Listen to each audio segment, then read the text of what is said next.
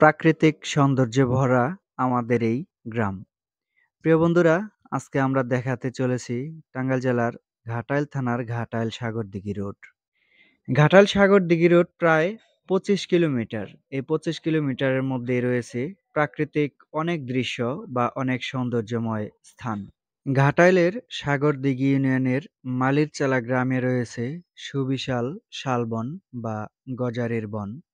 তবে দিন দিন এই শালবন বা গজারির বন উজাড় হয়ে যাচ্ছে। কোনো এক চক্র এই শালবন উজাড় করে নিয়ে যাচ্ছে। শালবন বা গজারির বন এই শিকড় থেকে কিন্তু গাছ গজায়। কিন্তু চক্রটি শিকড় উপড়ে ফেলে রাস্তার ডাইন সাইডে যে জায়গাটা দেখা যাচ্ছে, এখানে কিন্তু গজারির বন বা শালবন রয়েছে। এই জায়গাটিতেও অনেক গাছ ছিল, কিছুদিন আগে কেটে ফেলা হয়েছে। এখন আমরা রয়েছি মালিরচালা ব্রিজ পার। এটা মালিরচালা ভূঁইয়াবাড়ি মোড়ও বলা হয়। রাস্তাটা যেরকম সৌন্দর্যময় দেখা যায় রাতের বেলা, ঠিক তার বিপরীত। এখানে কিন্তু মাঝে মধ্যেই চোর চক্র বা ডাকাত চক্রের হানা পড়ে। চলন্ত গাড়ি থামিয়ে সবকিছু লুট করে নেয়। বিশেষ করে দূর দূরান্ত থেকে গাড়িগুলা বেশি টার্গেট করা হয়। রোজা এবং কুরবানির ঈদের আগে যে গাড়িগুলা চলাফেরা করে, উত্তরবঙ্গের গাড়িগুলা বেশি টার্গেট করে থাকে। তবে গত ১ বছর যাবৎ এরকম চুরি বা ডাকাতির ঘটনা অনেকটাই কমে গেছে। মানুষ এখন সচেতন হয়ে গেছে।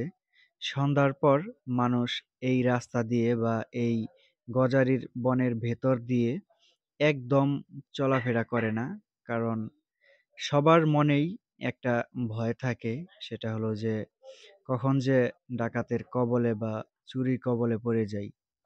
তবে আশেপাশের গ্রামের মানুষের ধারণা এই চুরি বা ডাকাতির পিছনে এই গ্রামের মানুষের অধিকাংশ হাত থাকে।